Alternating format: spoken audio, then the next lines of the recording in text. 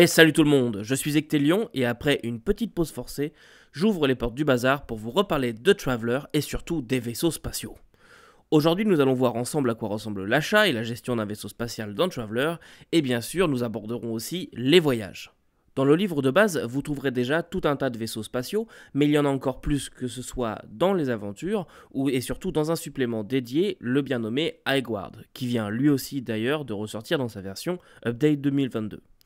Je vous rassure, au vu du choix déjà présent dans le livre de base, vous n'avez pas absolument besoin d'investir dans Highguard, même si personnellement ce bouquin me fait rêver, surtout dans sa version collector qui est juste incroyablement chère puisqu'elle coûte 100 livres, mais à ce prix-là vous avez des coins métallisés et une couverture en cuir. Bon, c'est cool, mais quand même 100 livres pour un bouquin, ça fait vraiment cher. Mais alors, à quoi ressemble la fiche d'un vaisseau? Alors, vous en avez techniquement deux. Tout d'abord, celle pour le MJ qui est dans le livre de base, qui est contenue sur une double page, avec toutes les informations techniques sur la gauche, et le plan de l'intérieur, des différents points, etc. sur la droite.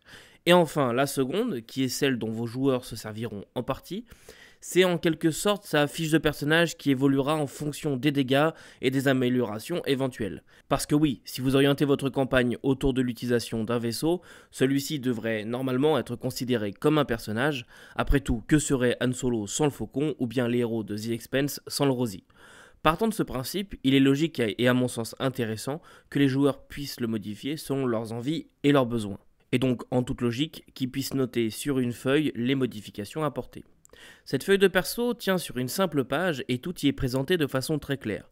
D'ailleurs, dans le livre, vous trouverez sa présentation pour savoir exactement où renseigner telle ou telle information. En plus des données techniques, comme les points d'armure ou les armes disponibles, nous allons aussi pouvoir traquer les dégâts critiques sur les différentes parties et tous les coûts qui ne manqueront pas de vous tomber dessus, comme la maintenance, le carburant et votre emprunt.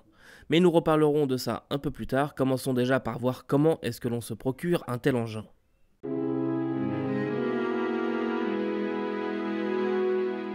Vous voulez vous offrir votre propre vaisseau? Fort bien, c'est l'instant banquier de la vidéo.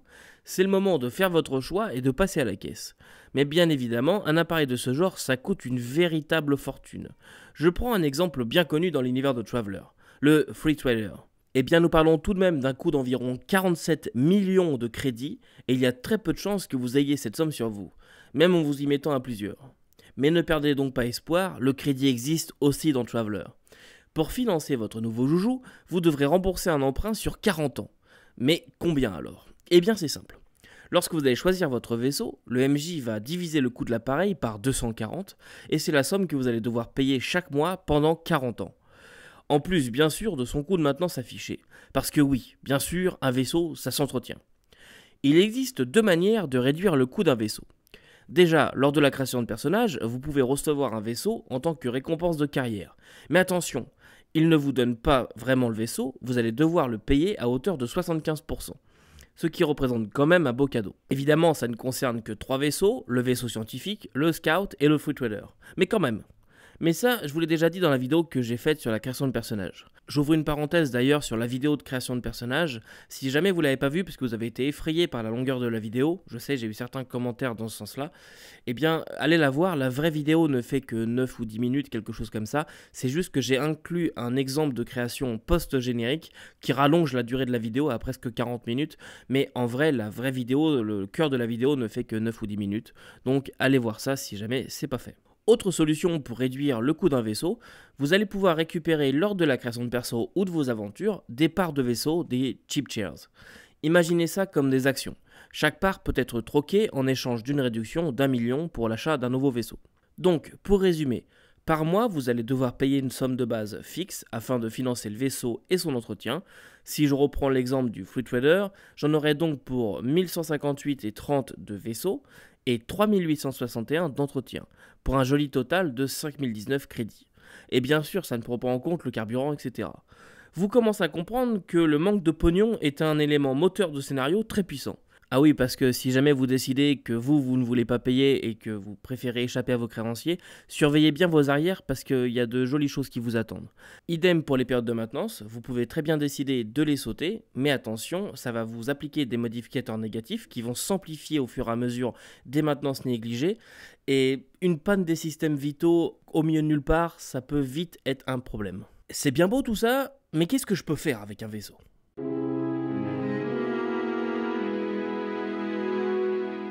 Un vaisseau va vous servir à plein de choses. Le plus évident, c'est bien sûr en tant que moyen de déplacement. D'ailleurs, faites attention à une chose lors de votre choix. Certains vaisseaux sont streamline et d'autres non.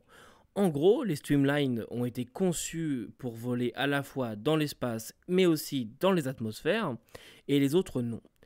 Ils pourront évidemment pénétrer une atmosphère s'ils le veulent, mais en ce faisant, ils se piloteront comme des briques volantes et subiront un lourd dégât en cas de jet raté, en sachant que votre jet de pilotage se fera avec un malus de -4. Je déconseille l'expérience. Mais ils ne servent pas qu'à vous déplacer d'un point A à un point B. À l'intérieur, vous allez pouvoir trouver et installer tout un tas de choses, des composants, un laboratoire vous permettant de percer les secrets de l'univers, une baie médicale pour vous rafistoler, une bibliothèque pour trouver des informations dont vous avez besoin. Et il existe tout un tas d'autres choses qui sont soit installées de base, soit à rajouter par la suite, des composants, des logiciels, des senseurs, etc., qui vont vous aider grandement lors de vos expéditions, en vous donnant par exemple des bonus sur vos jets. Et sinon, comment on voyage et qu'est-ce que ça boit cet engin ? Commençons par les bases. Les vaisseaux dans Traveler ont besoin de 4 choses essentielles pour être capables de vous accompagner là où vous le désirez. Tout d'abord, l'énergie. Chaque module de votre vaisseau consommera une ou plusieurs unités d'énergie disponibles. Je ne vais pas rentrer dans le détail aujourd'hui parce que nous en reparlerons le jour où nous aborderons la construction de vaisseaux. Mais gardez simplement à l'esprit que vous avez une capacité limitée à bord et qu'en cas d'avarie de cette unité de puissance, il vous faudra peut-être faire des choix comme conserver allumés les armes ou les moteurs. En parlant de moteur justement, deuxième chose essentielle, le M-Drive. Il s'agit du moteur de manœuvre. En gros, celui que vous utiliserez au quotidien pour déplacer le vaisseau. Pour les voyages longue distance, par contre, vous aurez besoin d'un autre type de moteur. La troisième chose essentielle, le G-Drive, ou moteur de saut. G pour Jump. Laissez-moi donc vous expliquer un peu comment fonctionnent les voyages hyperspatiaux dans Traveler. Je vous préviens, vous allez avoir besoin de cachets. Voici donc les choses à savoir sur l'hyperespace. Dans Traveler, un vaisseau ne voyage pas plus vite que la lumière, donc on ne part pas d'un point A en traçant jusqu'au point B. Il a une capacité de saut limitée. Un vaisseau ne peut sauter en sécurité que s'il se trouve à une distance 100 fois supérieure au diamètre du vaisseau de tout objet plus gros que lui. Pour initialiser le saut, un membre d'équipage va devoir faire un jet en astrogation, modifié par certains paramètres comme l'entretien du vaisseau, le fait de ne pas respecter la règle des 100 fois le diamètre, etc. Une fois le saut initialisé, le G-Drive va créer une singularité artificielle et y faire pénétrer le vaisseau. À l'intérieur, c'est un véritable micro-univers parallèle qui sera replié autour du vaisseau. Lors du voyage, le vaisseau sera entouré d'une bulle d'hydrogène en ébullition et sera complètement coupé de son univers d'origine. Aucune communication ne sera possible. Chaque voyage qui se passe bien dure à chaque fois environ une semaine, que vous désiriez parcourir un parsec ou 6, peu importe. Une fois arrivé à destination, la bulle éclate et vous êtes à l'endroit prévu. Enfin, ça c'est si votre jet en astrogation s'est bien passé, car en cas de mauvais calcul, il peut vous arriver quelques problèmes, disons fâcheux. Vous pouvez par exemple avoir l'impression qu'une semaine s'est passée alors que beaucoup plus de temps s'est écoulé pour les autres, ou bien l'inverse. Un MJ sympa pourra vous faire arriver quelques jours en retard, et c'est d'ailleurs ce qui est proposé dans le livre, mais rien ne l'empêcherait techniquement de vous faire ressortir de là 1 million d'années plus tard. Vous pouvez aussi ressortir au mauvais endroit, enfin bref, vous l'avez compris, ce n'est pas sans risque. Par contre, je vous rassure, le jet pour le calcul n'a une difficulté que de 4 à la base et certains équipements peuvent vous aider, donc quelqu'un de compétent à bord d'un vaisseau bien entretenu n'aura normalement que peu de difficultés à réussir ce jet. Revenons à nos choses essentielles. La quatrième chose essentielle au fonctionnement d'un vaisseau, le carburant. Et oui, dans Traveler, on n'échappe pas à la pompe. Votre navire consomme de l'hydrogène et il en existe deux types. L'hydrogène raffiné et l'hydrogène non raffiné que vous pouvez acquérir de deux façons, soit dans les spatioports de classe inférieure, ou bien en faisant un ravitaillement sauvage. Ok, bon, il y a 50 informations dans ce que je viens de vous dire. Commençons par expliquer la différence entre les deux types de carburant. L'hydrogène raffiné, c'est le carburant de base, celui qui coûte le plus cher mais qui ne vous causera aucun désagrément. D'un autre côté, nous avons l'hydrogène non raffiné, qui lui vous coûtera bien moins cher, mais pourra vous occasionner des malus lors de vos jets d'astrogation notamment. L'hydrogène raffiné, vous le trouverez dans les spatioports à partir d'une certaine catégorie. Nous en reparlerons juste après. Le non raffiné pourra être obtenu de deux manières. Tout d'abord dans les spatioports un peu paumés, et aussi et surtout directement par votre vaisseau, qui pourra faire le plein de carburant non raffiné dans les géantes de gaz, à condition d'être équipé pour le faire. Si sur votre fiche il est écrit Fuel Scoop, alors c'est tout bon. Bon, par contre, ça prend du temps et voler sur du non raffiné, c'est un peu chiant à la longue, même s'il est vrai que la différence de coût peut être vraiment intéressante.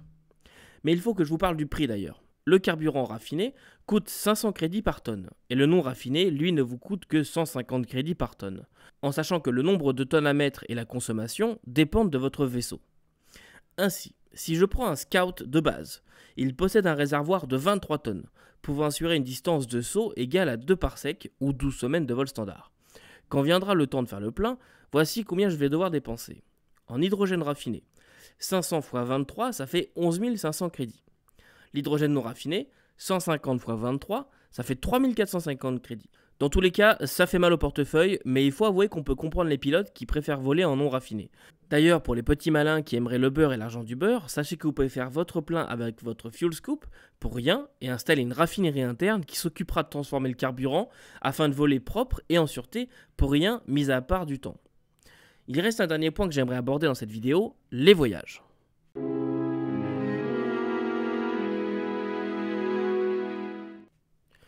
Non, parce qu'il faut comprendre que depuis tout à l'heure, moi je me restreins. Je vous parle de parsec, de consommation de carburant, de sauts, etc. C'est bien beau, mais qu'est-ce que ça veut dire et à quoi ça sert? Dans presque tous les gros suppléments officiels, vous trouverez de grandes cartes. Ces cartes-là sont couvertes d'hexagones avec des codes écrits dessus. Nous reparlerons des codes dans une autre vidéo, mais pour aujourd'hui, sachez simplement deux choses là-dessus. Le code vous permet, une fois habitué, de connaître l'exacte composition d'un système. Le type de spatioport que vous pouvez y trouver, le niveau technologique, le type de commerce possible, etc. etc. Et justement, la chose ultra importante à comprendre, c'est la première lettre.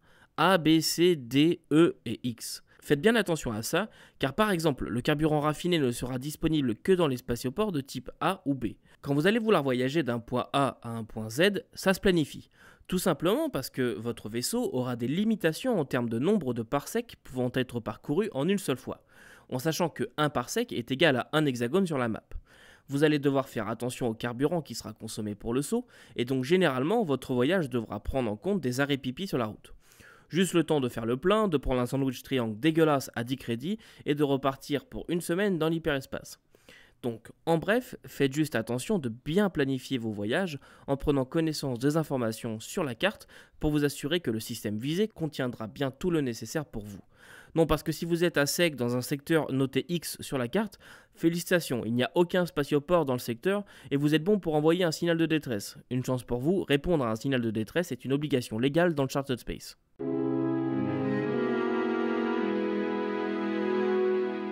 Bon allez, je pense que je vous ai déjà donné assez mal à la tête pour aujourd'hui, je pense qu'on va s'arrêter là. Promis, en jeu tout se passe bien, c'est fluide, il n'y a pas d'arrêt de la narration pour s'approprier une mécanique, et d'ailleurs dans ce que je vous ai dit, il y a très peu de mécanique. La seule chose à retenir, c'est que certains modificateurs peuvent s'appliquer en cas de non-maintenance, de carburant mauvais, etc.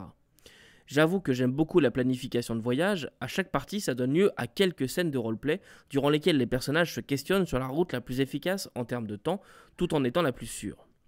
J'espère que la vidéo vous aura plu, que Traveler pique votre curiosité, et si jamais vous avez des questions sur le jeu, eh bien vous pouvez me les poser en commentaire, ou bien venir en discuter avec moi sur les réseaux sociaux ou le Discord, les liens sont en description. Je m'excuse pour le temps qu'il y a eu entre la dernière vidéo et celle-ci, j'ai enchaîné les grosses semaines de travail, une espèce de grippe tenace, la planification du Free RPG Day et quelques sessions zéro pour les playtests de scénario, et je n'ai pas réussi à trouver du temps pour écrire la vidéo. Mais pas de panique, je suis toujours là, toujours motivé, etc. D'ailleurs, on se reverra dans quelques jours, je vous annoncerai le programme de l'été. Et en attendant, n'oubliez pas que vous ne pouvez pas tout lire et tout faire jouer, mais vous pouvez toujours essayer. Salut!